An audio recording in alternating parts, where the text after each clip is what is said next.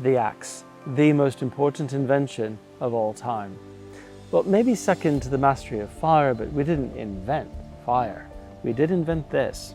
From clearing land to chopping firewood, without the axe, the modern world simply wouldn't exist.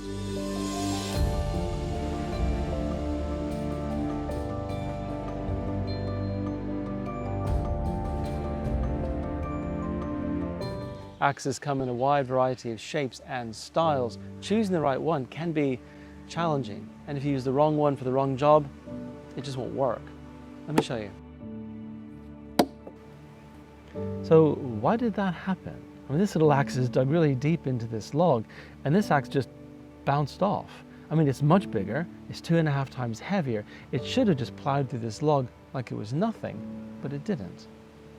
The answer lies in their design. In this video, we're going to have a look at different styles and designs of axes and what they're good for and why, to help you make the right choice of axe for you. All right, first up, there are two things you're probably going to want to do with an axe: felling a tree and chopping firewood. Now, it is possible to do both jobs with the same axe. I only had one axe for years. I showed you this axe for a previous video. I did everything with it, and eventually it split all the way down the handle, and Emma taped it back up until it eventually failed altogether. But actually, felling trees and splitting firewood are two distinct jobs, and there are axes designed specifically for those jobs. These days we have a wide variety of axes to choose from, but it wasn't always like this. For most of human history, you'd have just one axe and you had to make it work for everything. I know the feeling. But to appreciate how far we've come and to understand modern axe design, I'd like to take you way back to one of the oldest axe factories in the world, and it's hidden not far from here in the hills of Cumbria. Come on.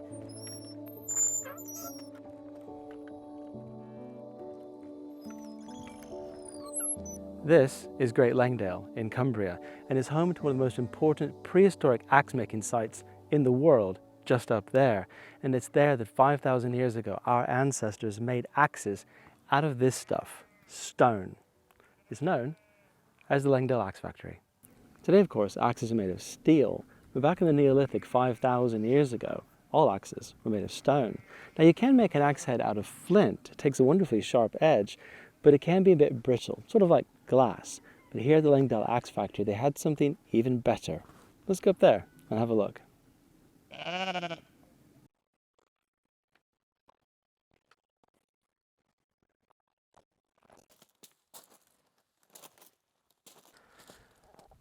So, here we are at the bottom of this scree slope, just below the source of the stone.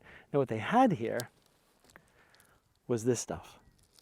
It's a stone made from volcanic ash called tuff, also called greenstone for its color. It is very fine grain and takes an edge. In fact, you can knap it much like you would do with flint, but it's much stronger. Up there on the side of that peak known as Pica Stickle, Neolithic axe makers mined a thin seam of an especially hard version of this tuff. It's quite a long climb up there, and yet the area is covered in prehistoric rubble, discarded axe heads, and thousands of little flakes all over the scree. It's basically a prehistoric factory floor. So once they had their piece of stone, they would grind and polish it smooth as glass. They not only put an edge on it, it also helped to remove any surface imperfections that might propagate through the stone and cause it to crack whilst in use. Now, the stone up there is so good that more than a quarter of all prehistoric stone axes ever found in Britain came from that seam of rock up there. They even found one at Stonehenge and made it well worth the trip up there. I would love to take some of this home to see if I can make an axe of my own, but this is a protected site, so we'll leave it as we found it. That seam of stone in Great Langdale literally shaped prehistoric Britain. We've gone from stone to steel, and axes now come in a wide variety of shapes, styles, and weights. Let's go have a look. There are three designs of axe I'd like to show you today. This is a splitting maul. We'll come back to that later on. I wanted to start with these other two first. This is a splitting axe and this is a felling axe. I showed them to you at the start of the video, and they're both designed for very specific jobs. This felling axe is designed to cut across the grain. It has a very thin head, and you use it to cut through wood the same way you might use a knife to cut celery into pieces. It's basically a knife on a stick. And because you're cutting across the grain, you're cutting through those wood fibers, it's very important to keep it sharp. A sharp knife will cut much more easily than a dull one. On the other hand, this splitting axe is a big wedge with a blade. Its purpose is to split wood, and it does this by prizing the wood grains apart from each other instead of trying to cut through them like with a felling axe. Now because of that, the sharpness of the blade isn't as important, and in fact you can't get it as sharp due to the wide angle of the head. It's easier to see this. I put them side by side. You can see the thinness of the felling axe and the wider angle of the splitting axe. To understand what the difference is between cutting across the grain or cutting along the grain, it's useful to have a look at the structure of wood. Now, wood looks like it's made of one solid thing, but in reality, it isn't. It's made of loads of fibers. Now, these fibers are strong. It's what makes wood such a good building material. And a felling axe has to be sharp because it's trying to cut through all of those fibers. Now, what's interesting is that they are not held together very strongly at all, and you can peel them or prise them apart. And that is indeed what a splitting axe is doing. Now, if you try to use a splitting axe as a felling axe, you'll find that it just bounces off like I showed you earlier. It just doesn't cut very well at all, partly because it's not all that sharp, but also because the wedge shape actually stops it being able to bite into the wood. Oh, by the way, if you're enjoying this, do please press subscribe. We'd appreciate it, wouldn't we? This particular axe I've been using weighs only 860 grams, just under 2 pounds. That puts it very much at the light end for a felling axe. They typically range from 1.5 to 2.5 kilos, or about 3.5 to 5.5 pounds. This broken axe is 2.2 kilos, and it's very much at the high end of what I would be happy using as a felling axe. This one, with its shorter handle and lightweight head, is very portable for use here on our land. But you might be thinking to yourself, why not use a bigger, heavier axe to really put some power behind each swing? I could do that. It might suit you in your situation. But there are a couple of important things to consider. We have a little tree over there that needs taking down, and it'll help me demonstrate what I mean. But on the way, I want to show you something. We're making something here on the land that we're really excited about. It's going to be a small off-grid campsite. It's just another way for us to share this beautiful corner of Cumbria with you. We want people to be able to experience real peace and simplicity, outdoor cooking, waking up to birdsong. It is wonderfully quiet here. There's no traffic, no crowds, just the sound of the wind in the aspens and the kind of dark skies you only get when you're a long way from the cities. Being here, you can feel the rhythms of nature again. It's good for the soul. We're doing all of this with a light footprint, restoring old caravans, heating with our own homegrown firewood, and making lots of meandering paths through our fields and our new baby woodland. We've got the beginnings of an Instagram page and a website, and we'll build those out as things develop. So back to axes. This tree died of ash dieback disease, so it would be good for this demonstration. Now, one of the reasons you might not want a big, heavy felling axe is your back. Because when you're using the axe, you're rotating your body. The heavier the axe is, the more likely you are to cause a back injury. Also, the heavier it is, the more difficult it's going to be because you're fighting gravity, because of course the tree's vertical. So picking the right weight of axe is important to minimize strain on your body.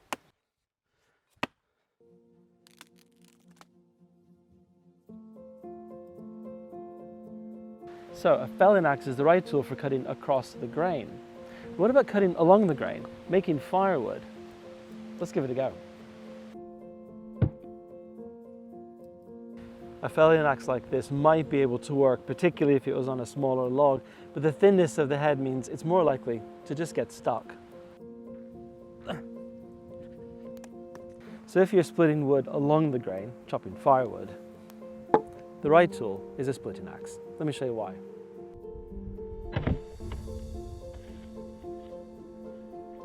This is my splitting axe. Well, still call it a cleaving axe. And that's actually one of the problems. There's lots of different names for a lump of metal on a stick, and it can really muddy the waters when you're discussing axes.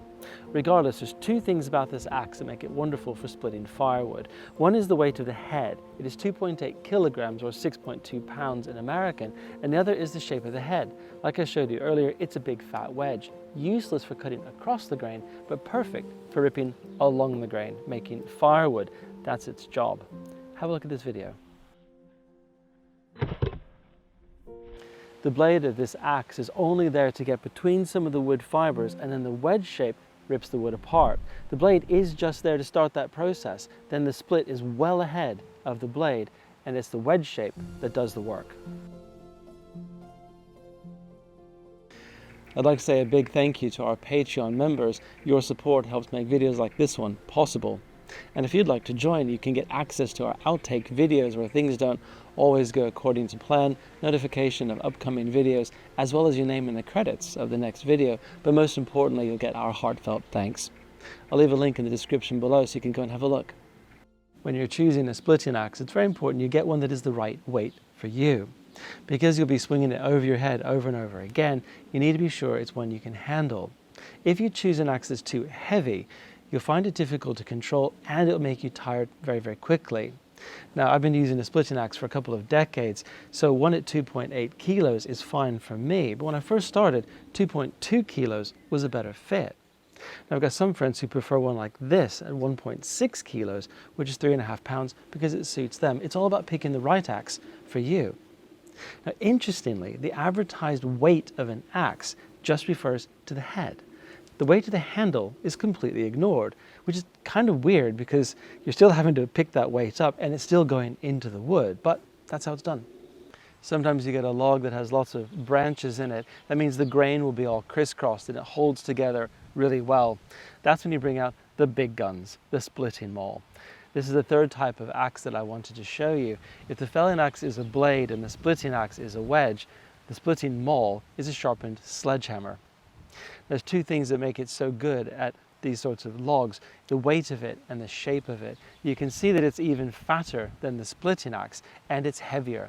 It's almost 3 kilos, about 6.5 pounds, but it's the shape of the head that's key here. Let's see how it tackles this log. So a splitting maul is a very useful tool for those really difficult logs, but for the majority of your logs, a lighter splitting axe of a weight that suits you is probably what you'll want to use most of the time. Another thing you might want to consider when you're choosing an axe is the handle material. Now, I prefer wooden handles on my tools. I prefer natural materials whenever possible, but these wooden handles tend to come covered in some sort of varnish. Now, it looks nice, but it's actually really dangerous. As soon as it gets wet, whether that's from sweat or rain, the handle then becomes incredibly slippery, which means it can shift in your grip or come out of your hands altogether. That's not safe. So I tend to use a card scraper to remove that and put on a much better coating like Danish oil. Now, some axes come with a fantastic finish already on them. This one has a mixture of linseed oil and beeswax on it, which gives a very good grip. Now, one more thing about handles. I much prefer it when a handle has a curve to it. It means that when you're using it, once you're used to it, you can tell exactly where you're gripping it based on how it feels. It makes using it much faster and much safer. Now, this splitting axe that I use has a curve to the handle. It looks straight, but actually there's a slight curve and a slight taper to it. So when I'm splitting wood, I can tell exactly where I'm holding it. Now, this came with a coat of varnish on it, and I removed that and recoated it in Danish oil, but it's beginning to look a bit well used. I think I'll tidy it up and recoat it. One other thing to consider when you're choosing an axe is whether you intend on using a splitting wedge, kind of like this rather well used aluminium one.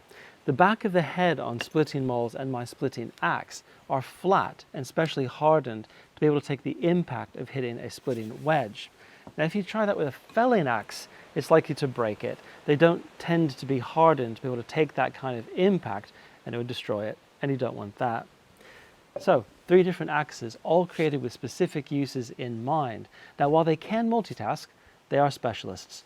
It's best to use the right tool for the right job. What I find really fascinating is, despite all of our advances in steel and engineering, the core design of the axe hasn't changed in thousands of years. We really owe an awful lot to those early tool builders. They created the world that we live in today. You know, I use an axe to chop firewood to stay warm here in Cumbria, just like the Neolithic people did 5,000 years ago. That connection to history is deeply satisfying. Happy chopping. Thanks for watching. You know, there is a little tarn down there with some water in. Should we go jump in?